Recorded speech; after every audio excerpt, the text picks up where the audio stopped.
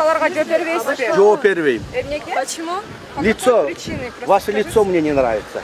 Да, и только из-за Очень этого? неприятное лицо ваше, да. Только из-за этого? Да. Вам только лицо не нравится? Сиздин жүзүңүз жакпай турат деген губернатордун кылыгы 2 күндөн бери коомчулуктун талкуусунда. Кече күнү социалдык түйүндөргө тараган видео губернатордун кызмат ордундагы жоопкерчилиги жана этикасы туурасындагы суроого ооруп такалат. Бүгүн эртең менен журналисттер Чүй облустук администрациясына барышып, жетекчинин иш бөлмөсүнөн жооп алууга аракет жасашты. Мухаммедкалый Дүйшекевич, мындай губернаторлар иштебеш керек. Тез аранын ичинде чара көргүлө. Жана кыздан сурасын кечирим. Ошол кызга моралдык компенсацияны да төлөп туруп тез аранын ичинде кетиш керек бул адам. Мындай адам болбойт. Бирок кабинетти ичинен жапкан атка минерлер эч кандай чара колдонбой, эшикти каккылаган журналисттерди уккулары да келбеди. Бир канча убакыттан кийин аппарат жетекчиси журналисттерди жооштууга аракет жасап, сыртка же атайын белгиленген залга кирүүнү өтүндү. Ремонт болуп канча кыйналып отурсуз, акчабыз жок. Сиз өзү менен сүйлөшүп чыктыңыз, эмне деди? Азыр чогула бергиле деди.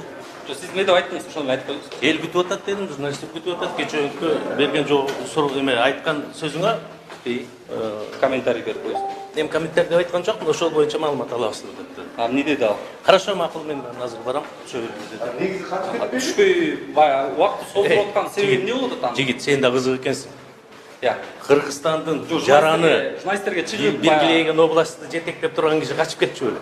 Мындай ойлонуп дагы суроо бербейсиңби? Ал президенттердин ситуациясы башка да. Мени көп тарта бербе, ансы телевизорда болуп бүткөнмүн. Бул болсо Молдокун Абдылдаев, президенттин жогорку кеңеште мурдагы өкүлү, учурда болсо Чүй облустук администрациясынын аппарат жетекчиси экен. Ошентип көпкө ойлонгон губернатор да чыкты. Анын залга кирип олтуруш эле бир топ убакытты талап кылды. Анысыга мейли, ошондо да журналисттердин суроолорун тактап, ким кайдан келгенин иликтей калды. Урматтуу журналисттер, силер да өзүңөрдүн ким экениңерди айтып койбойсуңар менде. Сиз кайсында болосуз? Марва телевидение. Жас, сиз кайсында болосуз? Next. Жакшы, азыр. Дагы сиз кайсында?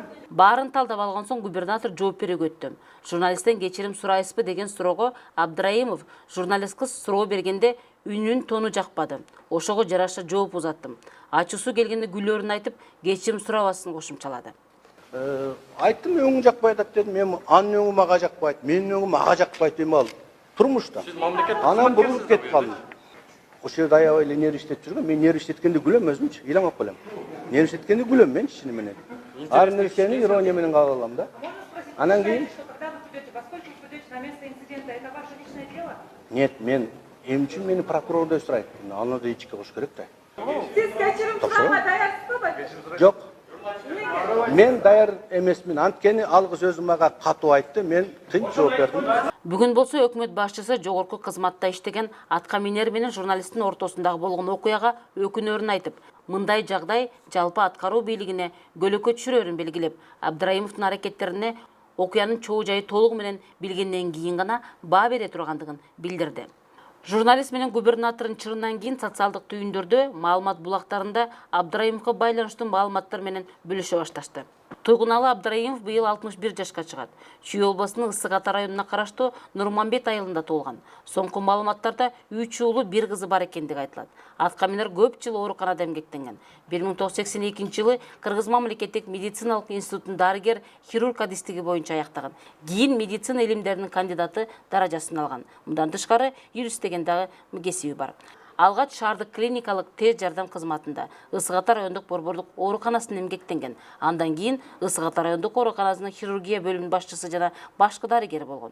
96-98 жылдары саламаттык сактоо министринин биринчи орун басары, 2007 жылы министр болгон. Жогорку кеңештин депутаты болгого да жетишкен.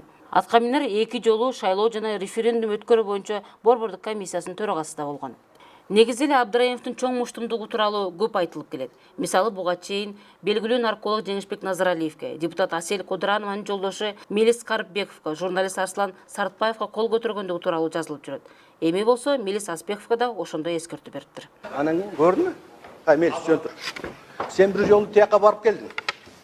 Эми дагы барасың алдыңда. Экинчи, үчүнчү жолу дагы барасың. Мен коркуткан жок, мен сага фактын айтып атам. Мени коркутту, ачык эле коркутту. Мынакей сен буга чейин дагы соттолгонсуң, мынакей абайлагының депчи. Абдраимов кетсин деген акциянын алкагында өкмөткө 3 талап коюлду. Эгерде талаптар аткарылбаса, президенттин деңгээлинде маселе көтөрүлөт.